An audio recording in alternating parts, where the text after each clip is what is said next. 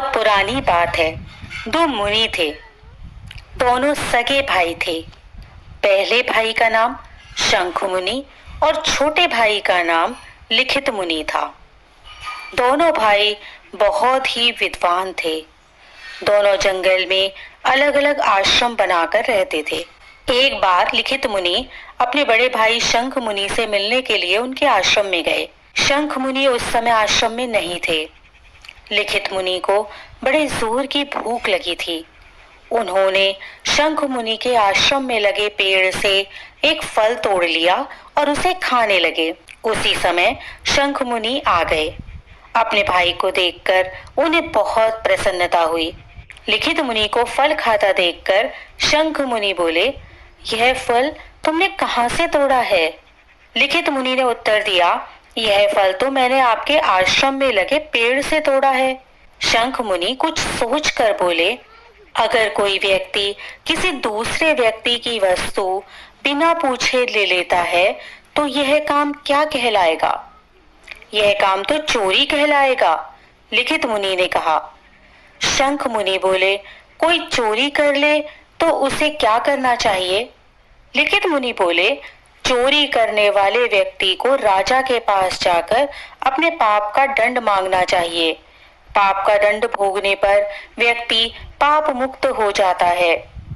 शंख मुनि ने कहा, तुमने मेरे आश्रम से चोरी करके फल खाया है। तुम राजा के पास जाकर इस चोरी का दंड भोग कर आओ।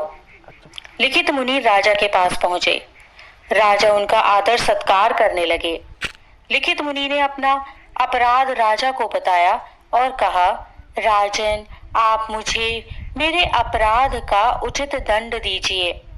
राजा बोले, एक राजा को कोई भी अपराध क्षमा करने का भी अधिकार होता है, इसलिए मैं आपको क्षमा करता हूँ। लिखित मुनि बोले, मुझे क्षमा नहीं चाहिए बल्कि अपने अपराध का दंड चाहिए प्रभु।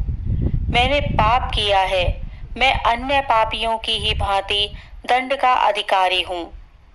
लिखित मुनि के लगातार आग्रह करने पर राजा उन्हें दंड देने के लिए मजबूर हो गए। उनके राज्य में चोरी करने वाले के हाथ काट दिए जाते थे। राजा के आदेश पर जल्लाद ने मुनि के हाथ काट दिए। हाथ कटने का मुनि को जरा भी दुख नहीं हुआ। दंड पाकर लिखित मुनि बड़ी प्रसन्नता से अपने भाई शंख मुनि के पास पहुंचे और अपने भाई से बोले, भैया, मैंने अपने अपराध का दंड पा लिया है। शंख मुनि ने अपने भाई को गले से लगा लिया और बोले, चलो अब स्नान कराएं। स्नान करने के बाद पूजा करेंगे। दोनों भाई नदी में स्नान करने के लिए चल दिए। लिखित मुनि ने स्नान करने के लिए डुबकी लगाई और डुबकी लगाकर जैसे ही वे बाहर आए, उनके दोनों हाथ पैर बिल्कुल ठीक हो गए। वे समझ गए कि यह उनके भाई की कृपा का फल है।